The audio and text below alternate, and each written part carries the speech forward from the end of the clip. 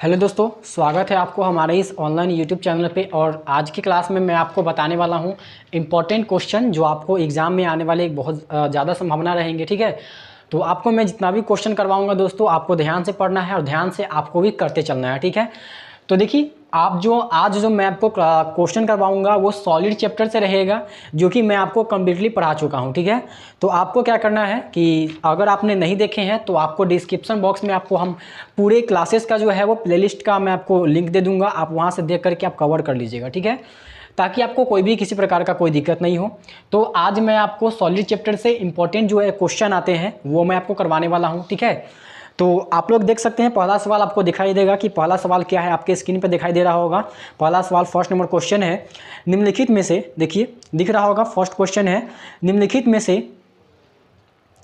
में से कौन अक्रिस्टलीय ठोस के उदाहरण है। आपके सामने सवाल दिख रहा होगा, निम्नलिखित में से कौन अक्रिस्टलीय ठोस के उदाहरण है। तो आपके सामने 4 ऑप्शन भी होंगे, उस 4 ऑप्शन में से आपको सही जवाब बताने हैं कि कौन से अक्रिस्टलीय ठोस के उदाहरण है। ठीक है, तो देखिए ऑप्शन नंबर ए में है NaCl यानी कि सोडियम क्लोराइड, और ऑप्शन नंबर बी में है ZnS यानी कि zinc sulphide, option number C में है कांच, और ऑप्शन नंबर डी में है SiC यानी कि सिलिकॉन कार्बाइड। तो इस 4 ऑप्शन में से कौन से ऑप्शन सही हैं वो आप बताइए। ठीक है, तब तक मैं आपको इंतजार करता हूं। देखिए पहला जो क्वेश्चन है उसमें से अक्रिस्टलीय ठोस को आपको बताना है। ठीक है, चलिए बताइए अक्रिस्टलीय ठोस के उदाहरण कौन है। तो NaCl, ZnS, कांच और SiC इसमें से कौन से ठोस है जो कि अक्रिस्टलीय ठोस के उदाहरण है।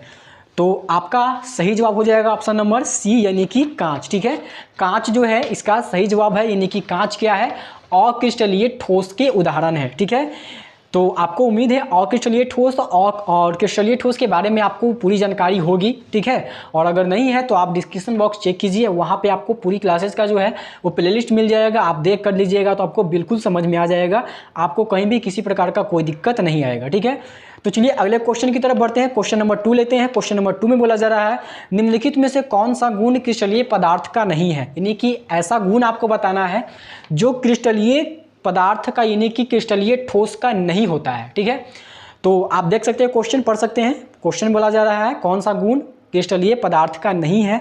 तो आपके सामने 4 ऑप्शन भी है। ऑप्शन नंबर ए में है विभिन्न दिशाओं में समान गुण, ऑप्शन नंबर बी में है सुस्पष्ट द्रव्यमान, ऑप्शन नंबर सी में है उच्च अंतराण्विक बल, और ऑप्शन नंबर डी में है ऑप्शन नंबर सी में निश्चित ज्यामितीय आकृति है, और ऑप्शन नंबर डी में है उच्च अंतराण्विक बल। तो इस 4 ऑप्शन में से कौन सा ऑप्शन सही है वो आप बताइए। ठीक है, तो आपको बताना है कौन सा गुण क्रिस्टलीय पदार्थ का नहीं है। ठीक है, देखिए बताइए कौन सा गुण जो है वो क्रिस्टलीय पदार्थ का नहीं है, आप बताइए। तो अगर आपने ऑप्शन नंबर ए मारा है तो आपका सही जवाब है विभिन्न दिशाओं में समान गुण, यानी कि क्रिस्टलीय ठोस के गुण की बात करें दोस्तों तो क्रिस्टलीय ठोस क्या होता है, उसका एक निश्चित द्रव्यमांक होता है, यानी कि सुस्पष्ट द्रव्यमांक कहने का मतलब उसका एक निश्चित द्रव्यमांक होता है और क्वथनांक होता है। ठीक है, और उसका जो आकृति होता है, ज्यामितीय आकृति जो होता है वो भी क्या होता है, निश्चित होता है। हमने आपको पढ़ाया भी है। ठीक है, क्रिस्टलीय ठोस का एक ज्यामितीय आकृति जो होता है वो निश्चित और नियमित होता है। ठीक है, इसमें उच्च अंतराण्विक बल भी होता है। ये सब सही बात है, आपको बताना है कौन सी बात गलत है। इसमें गुण क्रिस्टलीय पदार्थ का नहीं है, यानी कि गलत बात है। तो ऑप्शन नंबर ए यानी कि विभिन्न दिशाओं में समान गुण, ये क्रिस्टलीय पदार्थ का गुण नहीं है, ये क्रिस्टलीय ठोस का गुण नहीं है, क्योंकि विभिन्न दिशाओं में समान गुण रखने वाला ठोस जो होता है वो क्रिस्टलीय ठोस नहीं होता है, जबकि क्या होता है वो अक्रिस्टलीय ठोस होता है। ठीक है, आपको समझ में आ गया होगा। दूसरा नंबर क्वेश्चन का सही जवाब क्या हो जाएगा, ऑप्शन नंबर ए यानी कि विभिन्न दिशाओं में समान गुण। चलिए फिर अगले क्वेश्चन की तरफ बढ़ते हैं। क्वेश्चन नंबर 3 लेते हैं। क्वेश्चन नंबर 3 बोला जा रहा है सोडियम क्लोराइड का जालक कैसा होता है।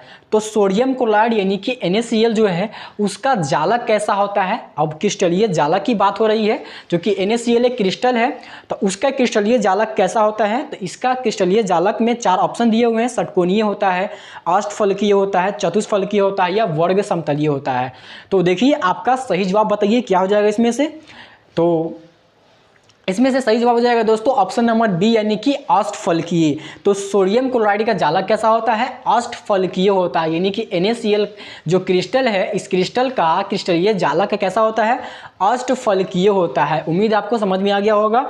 चलिए फिर अगले क्वेश्चन की तरफ बढ़ते हैं। क्वेश्चन नंबर 4 लेते हैं। क्वेश्चन नंबर 4 आपको दिख रहा होगा, देखिए पढ़िए। क्वेश्चन नंबर 4 में बोला जा रहा है निम्नलिखित में से किसमें हाइड्रोजन बंध नहीं है। ठीक है, निम्नलिखित में से किसमें हाइड्रोजन बंध नहीं है दोस्तों। तो देखिए आपको बताना है निम्नलिखित में से किसमें हाइड्रोजन बंध नहीं है। ऑप्शन नंबर ए में है HF, ऑप्शन नंबर बी में है HNO3 और ऑप्शन नंबर सी में है NH3 और ऑप्शन नंबर डी में है HCl। ठीक है, तो इसमें से कौन से ऑप्शन सही है आपको बताना है। ठीक है, और आपको पता होगा कि हमने पढ़ाया है, जिसमें मैं आपको बताया भी होगा कि हाइड्रोजन बंध यानी कि जो हाइड्रोजन जो है वो किन किन तत्वों से मिल करके मतलब किस किस से बॉन्ड बनाता है। तो हाइड्रोजन जो है वो 3 गो से बॉन्ड बनाता है। वो कौन बनाता है? फोन, यानी कि इसको ट्रिक है फोन याद रखने का। फोन कहने का मतलब फ्लोरीन, ऑक्सीजन और नाइट्रोजन से ही हाइड्रोजन बॉन्ड बनाता है। ठीक है, बंध बनाता है। ठीक है, तो आप देख लीजिए अगर हाइड्रोजन के साथ F अगर टच में होगा यानी कि वो बॉन्ड बनाएगा, ऑक्सीजन और नाइट्रोजन भी बनाएगा। तो पहला नंबर ऑप्शन HF ये बॉन्ड बना रहा है hydrogen fluorine. Option number B भी सही है, ऑप्शन नंबर सी भी सही है, लेकिन ऑप्शन नंबर डी जो HCl है यहाँ पे हाइड्रोजन बंध नहीं बना रहा है, क्योंकि हाइड्रोजन के साथ तो यही बना फ्लोरीन, ऑक्सीजन और नाइट्रोजन ही बंध बनाता है, जबकि यहाँ पे क्या आ गया? क्लोरीन आ गया है। ठीक है, तो इसका सही जवाब हो जाएगा ऑप्शन नंबर डी यानी कि HCl। ठीक है, चलिए फिर अगले क्वेश्चन की तरफ बढ़ते हैं और क्वेश्चन नंबर लेते हैं 5। तो क्वेश्चन नंबर 5 में बोला जा रहा है दोस्तों एकक कोशिका के पैरामीटरों की संख्या बताना है कि एकक कोशिका के पैरामीटर कितने होते हैं। क्योंकि आपको पता होगा कि एकक कोशिका का पैरामीटर होता क्या है। तो एकक कोशिका को मापते हैं ना जिसमें, उसके बोला जाता है एकक कोशिका का पैरामीटर। तो एकक कोशिका को हम लोग 2 चीज़ों से मापते हैं, हम आपको पढ़ाए भी होंगे कि एक एकक कोशिका को 2 चीज़ों से मापा जाता है। ठीक है, एक होता है आपका अक्षीय दूरी, ठीक है, एक होता है अक्षीय दूरी होता है और एक होता है आपका अक्षीय कोण। ठीक है, अक्षीय दूरी और अक्षीय कोण होता है। तो अक्षीय दूरी जिसमें आपको ABC बताए होंगे, ABC जो होता है उसमें हम अक्षों की दूरी को मापते हैं ABC से, और अक्षों के बीच जो कोण बनता है उसको हम अल्फा, बीटा और गामा से मापते हैं। तो ये अक्षीय कोण हो गया। तो अक्षीय दूरी 3 और अक्षीय कोण 3 यानी कि टोटल एकक कोशिका का पैरामीटर कितने हो गए? 6। तो इसी प्रकार से इसका सही जवाब हो जाएगा ऑप्शन नंबर सी यानी कि 6। उम्मीद है आपको पाँचों क्वेश्चन समझ में आ गया होगा दोस्तों। आने वाले क्लास में मैं आपको ऐसे ही क्वेश्चन करवाते रहूँगा। मैं चाहता तो आपको डायरेक्टली जो है 20 क्वेश्चन 25 क्वेश्चन करवा सकता था, लेकिन आपको मन ही नहीं लगेगा, इसलिए मैं क्या करता हूँ कि 5-5 क्वेश्चन मैं आपको डेली करवा दूंगा। ठीक है, इससे क्या होगा, आपको भी मन लगेगा और आपको भी करने में मज़ा आएगा। ठीक है, तो आपको साथ ही साथ क्या करना है, आपको हमारे साथ इस क्वेश्चन को अटेम्प्ट करते रहना है। और अगर आपको इसका PDF चाहिए तो नीचे आपको WhatsApp नंबर मिल रहा होगा, उस पर आपको मैसेज करना है, आपको इसका PDF मिल जाएगा। ठीक है, तो चलिए फिर मिलते हैं हम लोग अगले क्लास में अगले वीडियो के साथ। तब तक के लिए बाय बाय, टेक केयर, जय हिंद।